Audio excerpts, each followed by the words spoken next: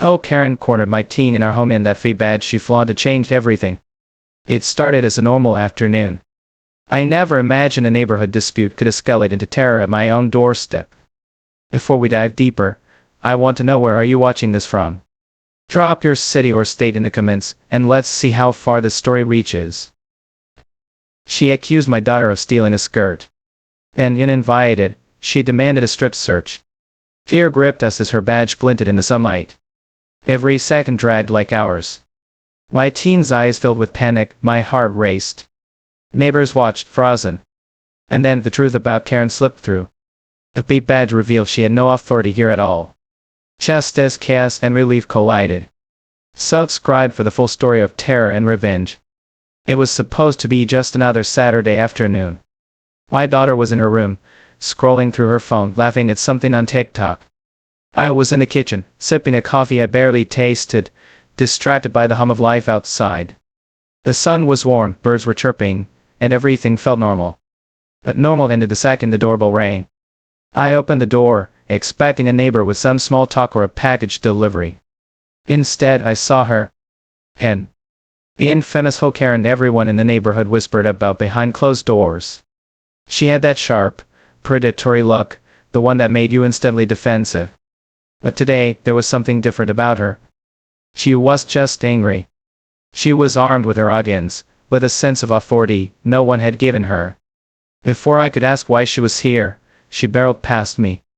"Where is she?" she demanded. "The girl who stole my property." Her voice was shrill, panicked, yet commanding. She wasn't just a neighbor now, she was a force of intimidation, and my home had become her stage. My heart sank. "Stealing? What are you talking about?" I asked. She did take anything. Karen did care. She pushed past my words and marched toward my daughter's room. "You're coming with me. I need to check." I froze. My daughter stepped back, wide-eyed, gripping the edge of her bed. The word strip search hung in the air, unspoken yet heavy, as Karen's gaze pierced through both of us. It was then I noticed the badge. Dangling awkwardly from her belt, shimmering under the sun that streamed through the window. Federal investigation. My stomach dropped. If this was real or if it was, nothing could have prepared me for the moment that followed. Karen advanced, but I planted myself firmly between her and my child. "You can't do this," I shouted, my voice shaking, but firm. "You have no right. You're not law enforcement in this house." Her eyes narrowed. She leaned closer, her voice dropping to a sinister whisper. "That make me prove it. That make me show you what I can do." I backed up slightly, trying to steady the whirlwind of panic and disbelief spinning inside me. My teen's hands were trembling now, eyes darting between us, trying to make sense of this surreal nightmare. The room felt smaller, every wall pressing down, amplifying the terror. Then she did it. Karen attempted to push past me, her hands reaching for my daughter. I stepped forward instinctively, adrenaline igniting my muscles, ready to defend her at any cost. This wasn't a spat over a skirt. This wasn't just whole drama. This was a direct assault. Suddenly, sunlight caught the badge again and I froze. Something was off. The font, the way it hung, the flimsy clip. It did look real. In that split second, a sick realization washed over me. Karen had been playing a role, a terrifying, manipulative, dangerous role, but a role nonetheless. "You're not really FB," I said, my voice trembling but growing louder. "This is fake. You have no authority here." Her eyes flickered, just for a moment, before rage replaced shock. She lunged again, but my arms caught her, not violently, but firmly enough to prevent her from reaching my daughter. The neighbors had begun to notice the commotion, peeking through windows, whispering, some pulling out phones to record. Every second felt like an eternity. I could feel my heart pounding in my throat, my legs shaking from the raw fear and fury mingling inside me. My daughter whispered, barely audible, "Mom, Dad, what's happening?" I held her close. "It's okay, you're safe now, I've got you." Karen's mask started to crack. Her confident facade was slipping. The badge, the threats, the air of untouchable authority all felt suddenly flimsy, fragile, exposed. And then it happened. A gust of wind caught the door frame, and the badge swung, revealing a plastic imitation beneath the metallic sheen. Not federal. Not official. Fraud. I almost laughed at the absurdity, but the danger had passed. Karen's face twisted in a mixture of rage and desperation. This wasn't just about a skirt anymore. This was about control, humiliation, and proving dominance over people she thought she could intimidate. The neighbors had now gathered outside, some calling the police, some shouting at her to leave. Karen realized her stage was crumbling, her power evaporating. She backed off, muttering curses under her breath, her eyes darting from door to door as if plotting her next move. I pulled my daughter into a tight hug, feeling the tremors in her body. "It's over," I whispered. "It's really over." And yet the aftermath lingered. The fear. The violation. The sheer audacity of someone thinking they could play by at my doorstep. My mind replayed every detail. The look in her eyes, the way she cornered my teen, the way she tried to manipulate reality, bend it to her will.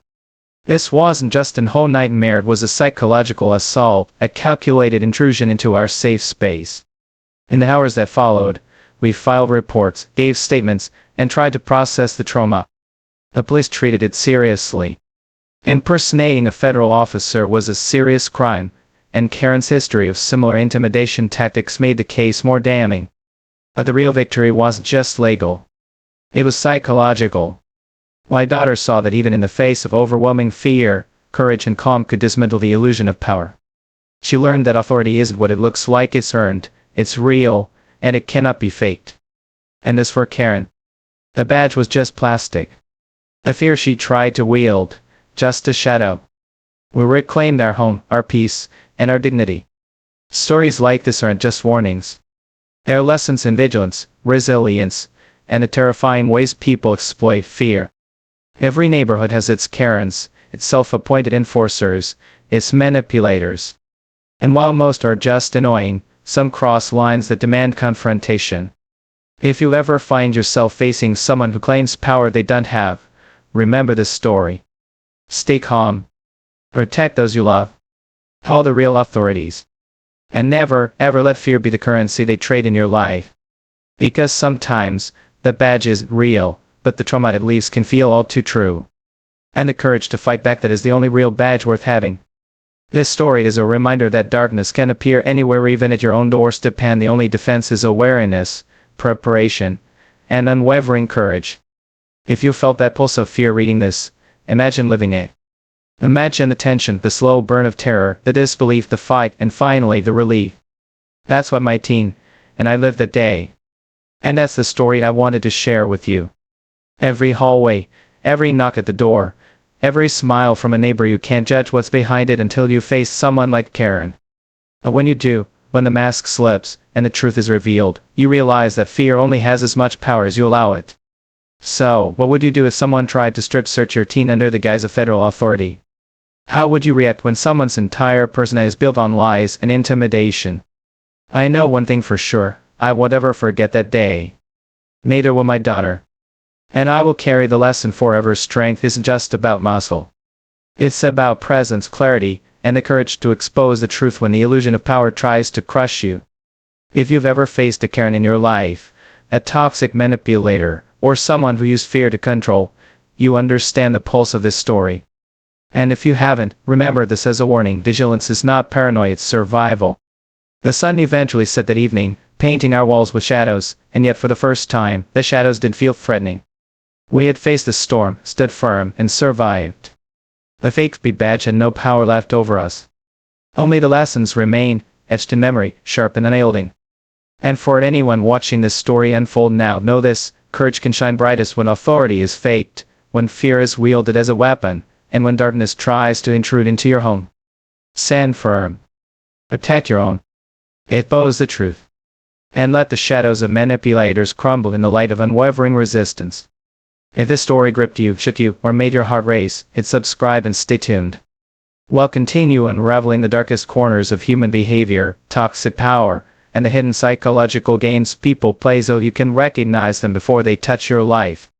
Because some stories are terrifying, some are unbelievable, but every one of them teaches a lesson that could save you, your loved ones, or even your peace of mind.